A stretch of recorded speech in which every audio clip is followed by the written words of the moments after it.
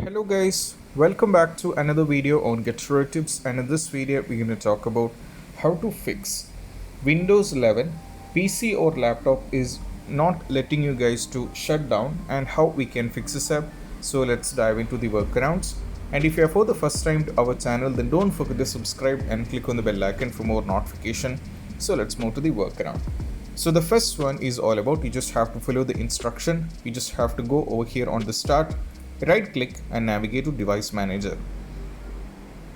From here you just have to navigate to system devices, expand this. From here you will be getting an option called Intel R Management Engine Interface.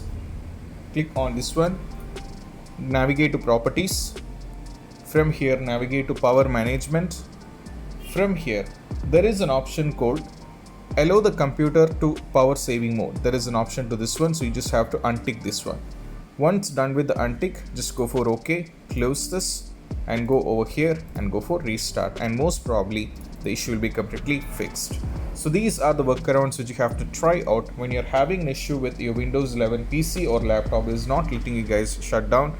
So, and I hope this video is helpful, and if you find this video helpful, don't forget to subscribe and click on the bell icon for more notification. See you soon in the next video. Peace out.